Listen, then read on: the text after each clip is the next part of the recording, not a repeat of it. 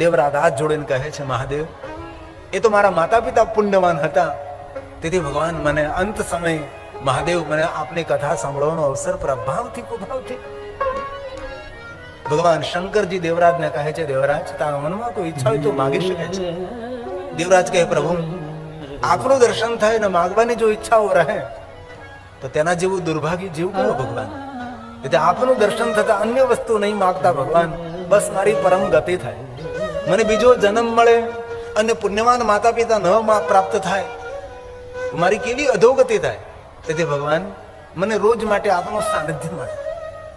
અને ભગવાન મહર્ષિ વેદવ્યાસજી શિવ મહાપ્રદ ગ્રંથના પ્રારંભમાં કહે છે કે આવો માતા પિતાની હત્યા કરનારો, માતા પિતાના દુઃખ આપનારો, અકલ્પનીય પાપ કર્મ કરનારો, તો અંત સમય કુભાવથી, ભાવ પણ નહીં એવા ભાવથી કથાનું શ્રવણ કરતો અને ગતો મુક્તો ભવક્ષણા, એ જીવાત્મા જો મુક્ત થતો હોય. આ ભગવાન સ્વયં બોલ્યા, મહર્ષિ વેદવ્યાસજી બોલ્યા છે, માતૃ પિતૃ બધુઅંતા. હત્યા એટલે દુહાપા. આપણા વાણી વ્યવહારથી આપણા માતા પિતાના દુઃખ થાય એ એમની હત્યા છે. આપણા વાણી વ્યવહારથી આપણા પરિવારને દુઃખ થાય એમની હત્યા છે. આવો હત્યારો વ્યક્તિ અને કેવા ભયંકર પાપ કરનારો, આમ તો બોલી પણ ન શકાય એવા પાપ કર્મ. પ્રયાગ તીર્થમાં શ્રવણ કરી રહેલા મહાત્માઓ સૂત પુરાણે કહે, સૂત પુરાણજી, આ કલ્પના કથા છે. સર્વજ્ઞોસ્મી મહામતે કૃતાર્થ. આ કથાનું શ્રવણ કરતા તમે કૃતાર્થ બી ના છે કે આવો પાપી વ્યક્તિ અજાણતા પણ ભગવાનની કથામાં જતો હોય અને ભગવાન શિવજીના શિવારીએ જતો હોય અને એમનું જો પરમ મંગલ પરમ કલ્યાણ થતું હોય તો અમે તો કેટલા ભાવથી ભગવાનની કથાનું શ્રવણ કરીએ છીએ. અમે તો ધન્ય છીએ, અમારો તો જન્મ લેવો ધન્ય છે. કથા સાંભળીને શૌનકાદી મહાત્માઓ પોતાના જીવનને સાર્થકતા માનવા લાગ્યા છે. અમે તો કેટલા ભાગ્યવાન છીએ કે અમને ભગવાનની ભક્તિ મળે છે અને અમને ભગવાન શિવનું સાનિધ્ય મળ્યો છે અને અમે તો ભાવથી નહીં ભાવથી કથાનું શ્રવણ કરીએ છીએ. હે સૂત પુરાણજી, આપ તો બડે મહાભાગ્યવાન છો. સર્વજ્ઞોસ્મતિ, તમે દરેક વસ્તુને જાણનાર છો. મહામતે, તમે મહાનુભાવોમાં શ્રેષ્ઠ છો. સૂત સૂત શિવ મહાપ્રદ ગ્રંથનો એક એક શ્લોક મહાદેવની વંદના છે. શિવ મહાપ્રદ ગ્રંથનો એક એક શ્લોક શંકરજીની પૂજા છે. તેથી કથા શ્લોકાત્મક ને સૂત્રાત્મક હોવી જોઈએ, કોઈ કાલ્પનિક નહીં.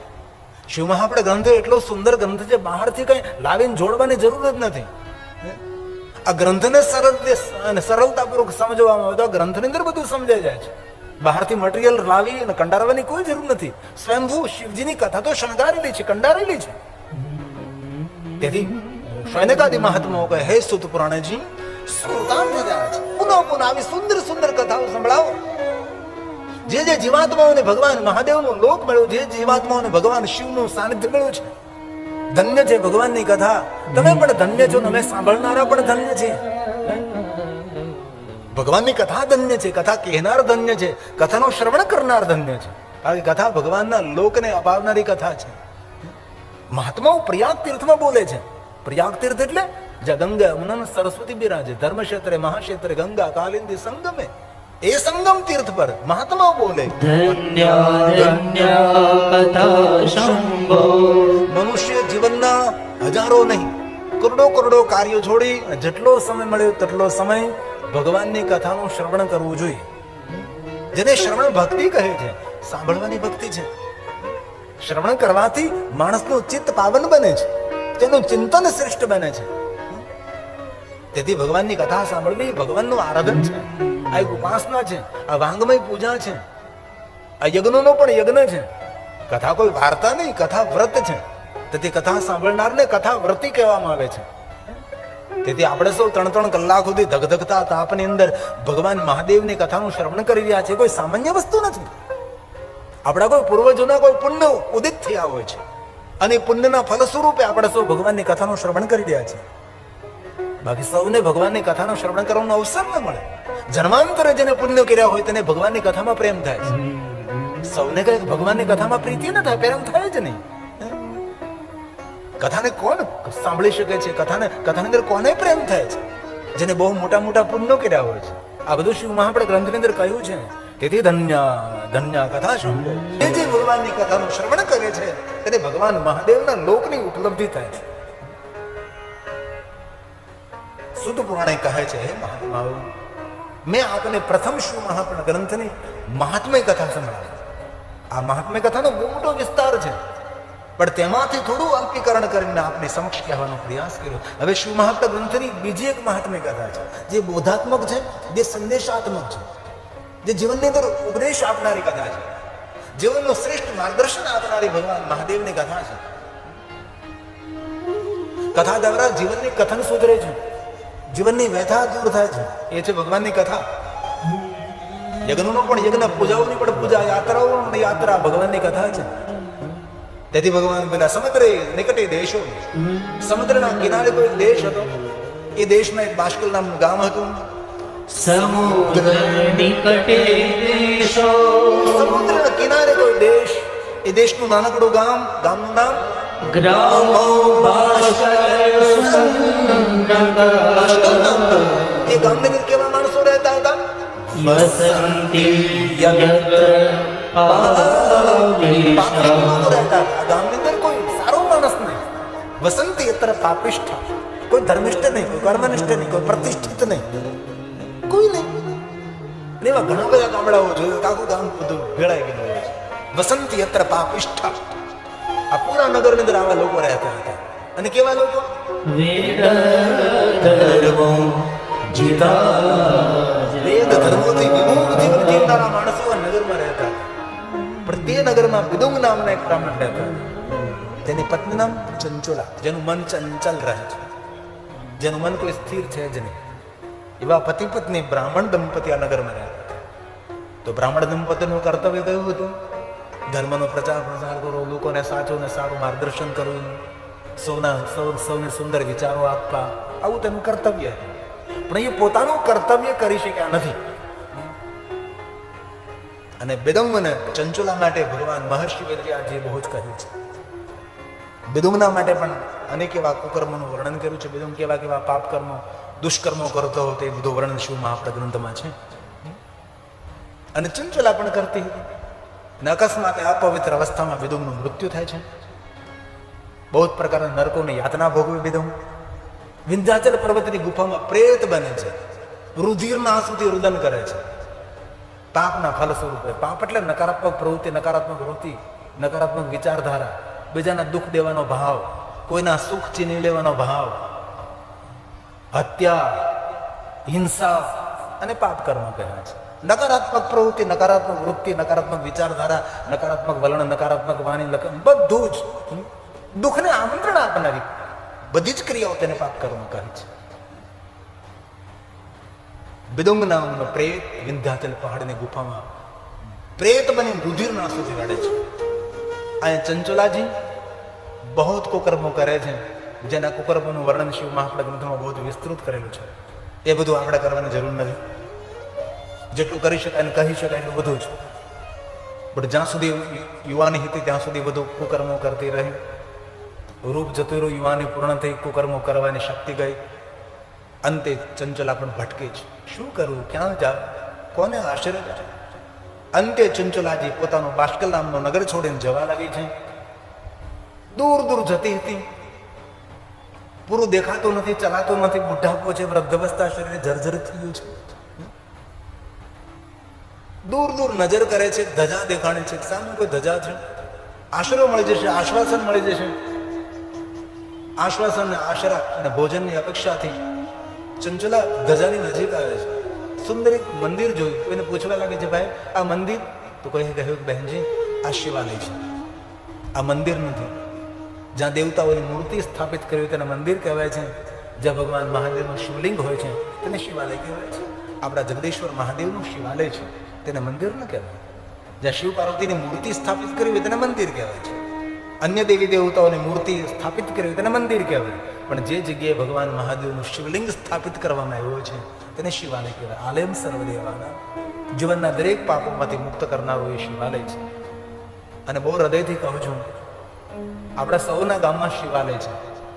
જીવનના હજારો નહીં, લાખો નહીં, કરોડો નહીં, સંખ્યા ન વિદ્યતે.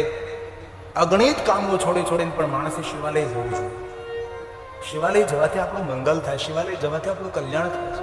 અને રોજ એ શિવાલય જતો હોય ને તેનો દુનિયામાં કોઈ વાળ પણ વાંકો ન કરી શકે. દરેક ગામની અંદર ભગવાન મહાદેવ બિરાજે છે. ગામડે ગામડે, શહેરે શહેરે, તીર્થે તીર્થે, અન્ય વાસ્તવે એક નાનકડું સરખું ગામ હોય તો ભગવાન મહાદેવનું શિવાલય હોય છે. નગર મહાનગર ક્યાં નથી. ભગવાન શિવજી આપણી રાહ જોવે છે કે એકવાર મારી પાસે આવો તો સહી. આપણે ગામના કેટલા માણસો, ઘણા ગાંઠા માણસો શિવાલય જતા હોય છે. કોઈ કહ્યું, બહેનજી આ શિવાલય છે. શિવાલયની બાજુમાં દેવયજ્ઞ નામના બ્રાહ્મણ સુંદર શિવ મહાત્મા કથાનું વ્યાખ્યાન કરે છે. ચંચુલાજી ત્યાં પહોંચી ગયા છે. કોઈને પૂછ્યું કે શું થઈ રહ્યું છે? કોઈ કહ્યું કે બહેનજી આ ભગવાન મહાદેવનું શિવાલય છે, આ દેવયજ્ઞ બ્રાહ્મણ આચાર્ય છે અને ભગવાન મહાદેવની કથા સંભળાવે છે, શિવ મહાત્મા સંભળાવે છે. ચંચુલાની વૃદ્ધાવસ્થા હતી અને શિવ કથામાં પહોંચી ગઈ. અને જે સમયે ચંચુલાજી શિવ કથામાં પહોંચ્યા એ સમયે પાપ અને પુણ્યનું વર્ણન દેવયજ્ઞ બ્રાહ્મણ કરતા હતા. જીવનના કર્મ અને કુકર્મોનું વર્ણન થતા હતા, પુણ્ય કર્મોનું વર્ણન થતું હતું. પુણ્ય કર્મોના વર્ણન કર્યા, ચંચુલા સાંભળીને ધન્ય બની. અને ત્યારબાદ કુકર્મના વર્ણન કર્યા કે પાપ કર્મો કરવાથી કેવા દંડ મળે છે, કેવા દુઃખ મળે છે, શું શું થઈ રહ્યું છે. ચંચુલા કથા સાંભળતા સાંભળતા પોતે સ્વયં જાગી ગયા છે. પહેલા જે પુણ્ય કર્મોનું વર્ણન કર્યું એવું તો મારા જીવનમાં મેં કંઈ કર્યું નથી, પણ હવે જે કુકર્મ અને પાપ કર્મોનું વર્ણન થાય એ બધું જ મારા જીવનમાં મેં કર્યું છે. અને કથા સાંભળતા પોતાને જાતને નિર્ણય આપ્યો છે હું પાપી છું. ધ્રુજી ગઈ છે. આ કુકર્મ, પાપ કર્મ, આવા દંડ, આવા દુઃખ, આવી યાતના, વેદના, પીડા. દેવયજ્ઞ બ્રાહ્મણે કથાને પૂર્ણ કરી છે. કથાને પૂર્ણ કરીને જતા હતા માર્ગમાં ચંચુલાજી ઉભા રહે છે અને કહે છે, એ બ્રાહ્મણ દેવતા મારે ક્યાં પૂછવું છે? દેવયજ્ઞ બ્રાહ્મણ સરળ એટલે કહેવા લાગ્યા, બહેનજી આપ કોણ છો? એક બ્રાહ્મણ કન્યા. આપે કથાની અંદર કુકર્મોનું વર્ણન કર્યું, નરકોના દુઃખનું વર્ણન કર્યું, પાપ કર્મોનું વર્ણન કર્યું, એના ફલ સ્વરૂપે પીડા અને દુઃખ અને યાતનાનું વર્ણન કર્યું. તો તે દંડ ભોગવવા પડે છે. દેવયજ્ઞ બ્રાહ્મણ કહે છે, બહેનજી આ તો ભગવાનની કથા હતી. જે ભગવાન મહર્ષિ વેદવ્યાસજીએ કહ્યું એ મેં આપને સમક્ષ કહેવાનો પ્રયાસ કર્યો છે. બેન, પાપ કોઈને ન છોડે, કર્મો તો ભોગવવા જ પડે છે. મને કઈ માર્ગદર્શન કરો. મારા જીવનમાં બહુ જ બડા કુકર્મો મેં કર્યા. તમે જે કથામાં વર્ણન નથી કરી શક્યા, તમે જે શબ્દોની મર્યાદા છોડી શક્યા નથી, એવા મેં બહુ જ કુકર્મો કર્યા છે. પોતાના પાપનું વર્ણન કરવા લાગે છે, પોતાની જાતને ખુલ્લી કરવા લાગે છે. દેવયજ્ઞ બ્રાહ્મણ કહે છે, બહેન શાંત થાઓ, મૌન થાઓ. તમે તમારા પાપનો પસ્તાવો કરી રહ્યા છો. પસ્તાવો પાપનો પ્રાયશ્ચિત છે. હું તમને સુંદર માર્ગદર્શન કરું છું, ધ્યાનપૂર્વક આપ સાંભળો.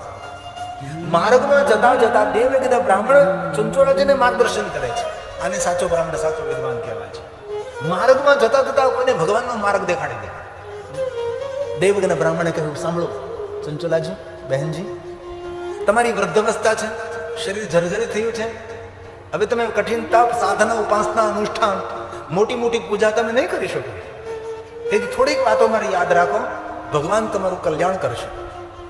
દેવયજ્ઞ બ્રાહ્મણે કહ્યું છે, બહેન, પહેલા તો પ્રાતકાલે ઉઠો, બ્રહ્મ મુહૂર્તમાં જાગો, સ્નાન કરી પવિત્ર બની ભાલમાં ભસ્મનું ત્રિપુંડ કરજો, રુદ્રાક્ષને ધારણ કરજો, જપે પંચાક્ષરમ, તમે પંચાક્ષર મંત્રનો જાપ કરજો.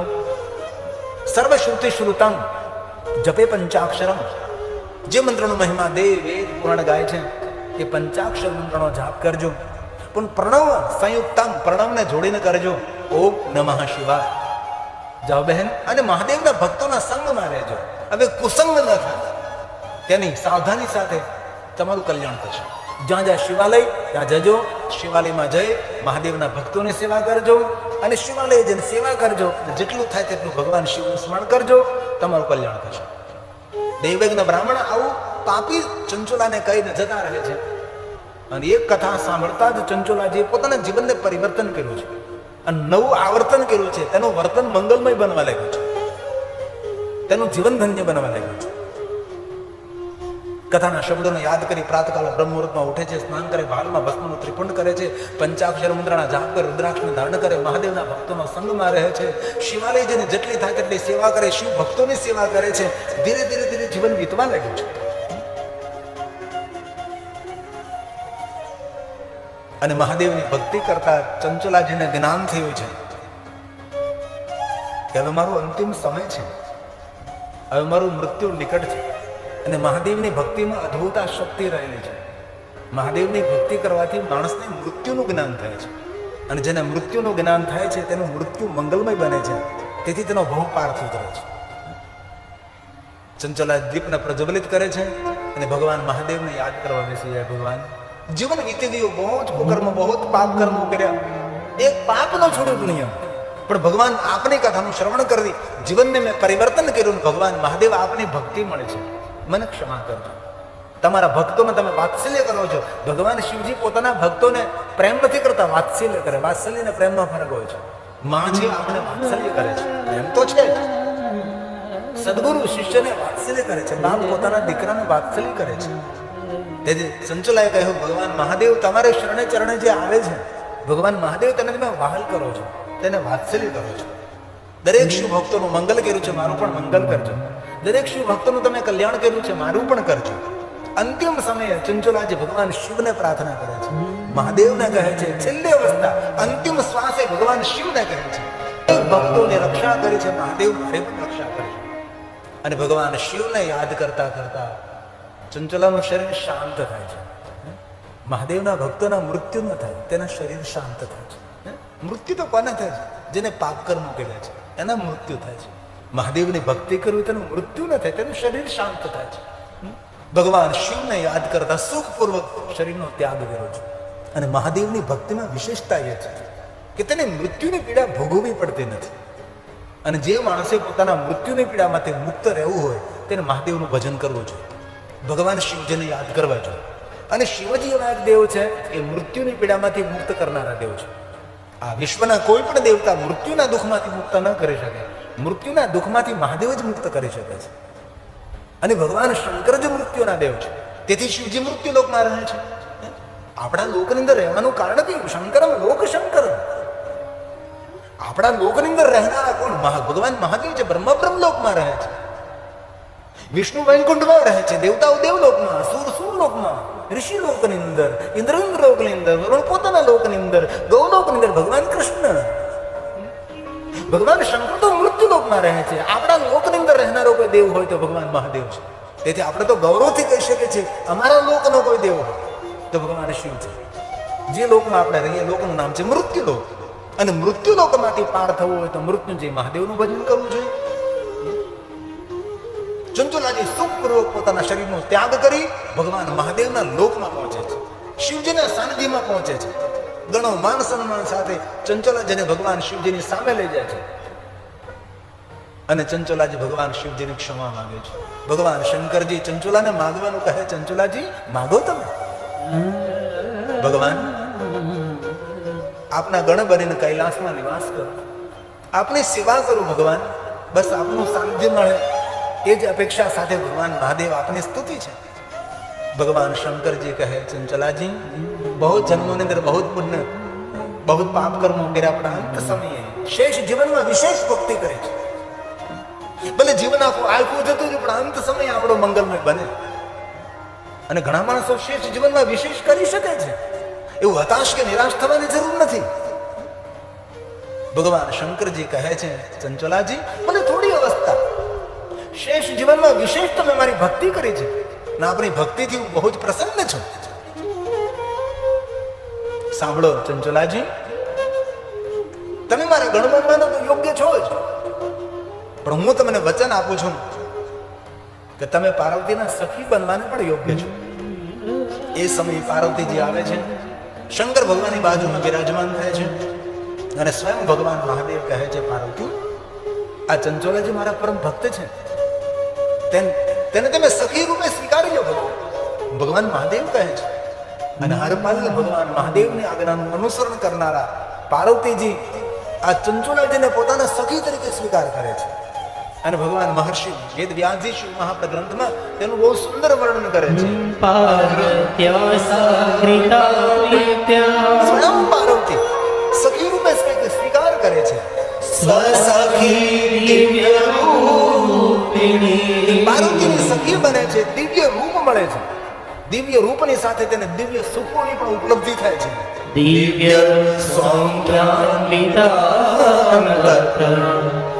ચંચુલા વિદુંગર્યા કોણ ચંચુલા છે? તો કે વિદુંગની પત્ની ચંચુલા. ચંચુલા વિદુંગર્યા માં પાર્વતીની સાથે રહેવા લાગે છે, અનેક પ્રકારના આનંદ અને સુખને માણે છે. પરંતુ એક દિન ચંચુલાના આંખમાં આંસુ માં પાર્વતી જુએ છે. માએ પૂછ્યું કે ચંચુલા, આ તો શિવલોક છે, આ તો આનંદ આનંદ છે, તારી આંખમાં આંસુ? ચંચુલાજી કહે છે, માં, હું જ્યારે મનુષ્ય હતી ત્યારે મારો પતિ વિદુંગ બહુ પાપ કર્મો કુકર્મો કર્યા. માં, મેં પણ બહુ જ પાપ કર્મો કર્યા હતા, પણ મહાદેવની કથાનું શ્રવણ કર્યું, જીવન પરિવર્તન કર્યું અને ભગવાન મહાદેવની ભક્તિ કરી. અને ભગવાન મહાદેવના ભક્તિના ફલ સ્વરૂપે માં હું કૈલાસમાં પહોંચી. માં, હું તારી સખી બની, માં, તારી સેવા કરવાનો મને અવસર મળ્યો. માં, પણ માં, મારો પતિ વિદુંગ તો મદિરા પીધેલી હાલતમાં તેનું મૃત્યુ થયેલું. આ પવિત્ર અવસ્થામાં તેનું મૃત્યુ થયેલું, અકસ્માત દ્વારા તેનું મૃત્યુ થયેલું. માં, મારા પતિની ગતિ કઈ થઈ? માં મને કહે ને. ત્યારે માં પાર્વતી કહે છે, સાંભળ ચંચુલા, મદિરા પીધેલી હાલતમાં જેનું મૃત્યુ થાય છે, અપવિત્ર અવસ્થામાં જેનું મૃત્યુ થાય, અકસ્માતથી જેનું મૃત્યુ થાય છે, તેનો નરકમાં વાસ થાય છે. તારો પતિ વિદુંગ 28 પ્રકારના નરકોની યાતના ભોગવે. 28 પ્રકારના નરકોની યાતના શિવપુરાણમાં નરકોનું બહુ વર્ણન છે, જેમ ગરુડ પુરાણમાં, જેમ શિવ મહાપુરાણમાં છે. માં, આટલા દુઃખો આ તારા પતિ સહન કર્યા છે. હવે એના પાપ પૂર્ણ નથી થયા, તેથી વિંધ્યાચલ પહાડની ગુફામાં એ પ્રેત બની રુધિરના આંસુથી રડે છે, નિરંતર રુદન કરે છે, પારાવાર દુઃખો સહન કરે છે અને પારાવાર દુઃખોમાંથી પસાર થઈ રહ્યો જીવાત્મા. માં, મારા પતિ માટે શું કરી શકું?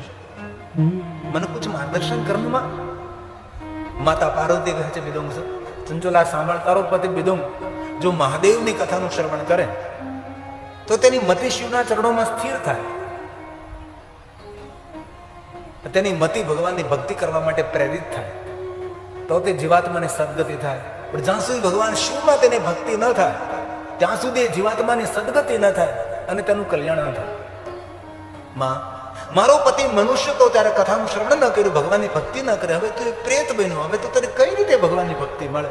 પણ માં, તું જો મારી સેવાથી પ્રસન્ન હો ને માં, તો મારા પતિ વિદુંગને ભગવાન મહાદેવની કથાનું શ્રવણ કરવા માટેનો અવસર મળે, એવું માં તો કઈ કરી શકે? મા પાર્વતી કહે છે, ચંચુલા, અત્યારે જ ગાંધર્વરાજને બોલાવો છો. ગાંધર્વરાજ તંબુરુજીને આમંત્રિત કરે છે અને ગાંધર્વરાજ વિંધ્યાચલ પહાડમાં જાય છે અને ભગવાન શિવ મહાપ્રભુનું ગીત ગાય છે. 7 સંહિતાઓ સાથે ભગવાન શંકરજીની ગાથાનું ગાયન કરે છે. ભાવથી ગુફાની અંદર કથાનું શ્રવણ કરી રહ્યો છે. જેમ જેમ કથા સાંભળી રહ્યો તેમ તેના પાપના બંધનો છૂટવા લાગ્યા છે અને સંપૂર્ણ શિવ મહાપ્રભુ ગ્રંથનું શ્રવણ કરવા માત્રથી વિદુંગ નામનો પ્રેત બંધનમાંથી મુક્ત થયો છે, પાપમાંથી મુક્ત થયો છે, ગુફામાંથી બહાર નીકળે છે અને ગાંધર્વના ચરણે આવે છે. આપના મુખેથી ભગવાન મહાદેવનો મહિમા સાંભળતા હું પાપના બંધનમાંથી છૂટી ગયો છું અને ભગવાન મહાદેવને યાદ કરવા લાગ્યો છું. અને શિવ મહાપ્રભુ ગ્રંથને કહ્યું, સાપે જાચો મહાપુણ્યમ, આ પ્રેત, આ પિશાચ ભગવાન મહાદેવની કથાનું શ્રવણ કરતા પુણ્યની મહાપુણ્યને પ્રાપ્ત થયું છે. અને ભગવાન મહર્ષિ વેદવ્યાસ કહે, કથાનું શ્રવણ કરવાથી મહાપુણ્ય મળે છે, જે પુણ્યનો ક્ષય ન થાય, જે પુણ્ય નાશ ન પામે, જે પુણ્ય કોઈ જતું નથી, જાય તે નાગ્રહ સંશય, इसमें કોઈ સંશય નહીં. જે ભગવાન મહાદેવની કથા સાંભળવા જે પુણ્ય મળે છે એ પુણ્યનો નાશ થતો નથી, મહાપુણ્યની પ્રાપ્તિ થાય. એ ભગવાન મહાદેવની કથા છે અને સ્વયં ભગવાન મહર્ષિ વેદવ્યાસજી કહે, સપિશાચો મહાપુણ્યમ શ્રુત્વા શિવ પુરાણકમ. ભગવાન મહાદેવને શિવ મહાપુણ્ય ગ્રંથની કથાનું શ્રવણ કરવા માત્રથી વિધુય કલુષમ જેટલા કલ્માશ હતા જગમ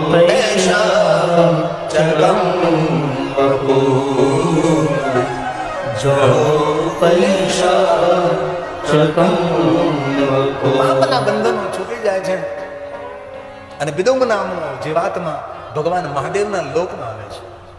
ભગવાન શિવનું દર્શન કરતા, ભગવાન શિવને ક્ષમા યાચના સ્તુતિ પ્રાર્થના કરતા ભગવાન મહાદેવને કહે છે, ભગવાન આપની કૃપાથી મને આપની કથાનું શ્રવણ પ્રાપ્ત થયું અને કથાનું શ્રવણ કરવાથી મારા પાપના બંધનો છૂટી ગયા અને મને પુણ્યની મહાપુણ્યની ઉપલબ્ધિ થઈ અને ભગવાન હું આપના શરણે ચરણે આવ્યો છું.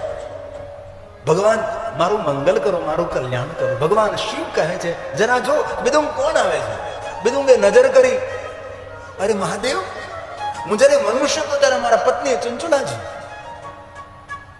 તારી પત્ની પાર્વતીની સેવા કરીને સેવાનું ફલ તેને મળ્યું, તને કથા પ્રાપ્ત થઈ. એ સમયે ચંચુલાજી આવે છે, વિદુંગની બાજુમાં ઉભા રહે છે. માં પાર્વતીનું આગમન થાય છે. શંકર ભગવાનની બાજુમાં માં પાર્વતી બિરાજમાન થાય. વિદુંગ અને ચંચુલાજી બંને ભગવાન શિવ અને પાર્વતીને પ્રણામ કરે છે અને ભગવાન શિવ અને પાર્વતી કહે છે, હે વિદુંગ, હે ચંચુલાજી, સૂર્ય ચંદ્ર પૃથ્વી રહે ત્યાં સુધી આપ મારા ગણ બનીને કૈલાસમાં વાસ કરો અને તમારા બંનેનું મંગલ અને કલ્યાણ થાય, તમારું પરમ મંગલ થાય. એવી જ ભગવાન શંકરે કહ્યું છે કે તમારા આત્માનું સર્વ રીતે મંગલ થાય, તમે મુક્તિ નહીં પરામુક્તિ તમને પ્રાપ્ત થાય.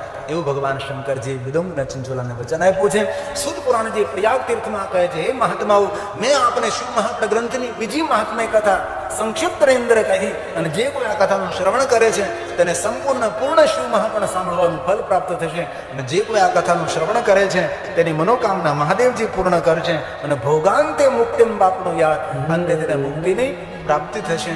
અને મહાત્મ્ય કથાનો અંતિમ શ્લોક છે, યમ ઇદમ દેવ, જે કોઈ આ કથા સાંભળે છે તેને સંસારના ભોગ મળશે, ભોગ ભોગવવાની શક્તિ પ્રાપ્ત થશે, અંતે તેને મુક્તિની પ્રાપ્તિ થશે. જે કોઈ આ કથા સાંભળશે તેને સંપૂર્ણ પૂર્ણ શિવ મહાપણ સાંભળવાનું પુણ્ય પ્રાપ્ત થશે. આવું મહાત્મય કથા શિવ મહાપ્ર ગ્રંથની મહાત્મય કથા મેં પહેલે દિવસે આપને સમક્ષ બહુ સંક્ષિપ્તની અંદર મેં કહેવાનો પ્રયાસ કર્યો. હવે શિવ મહાપ્ર ગ્રંથનો પ્રારંભ થાય છે. હવે શિવ મહાપ્ર ગ્રંથના દ્વાર ખુલે છે અને શિવ કથાનો પ્રારંભ થાય. એ કથા આપણે આવતીકાલે કહીશું.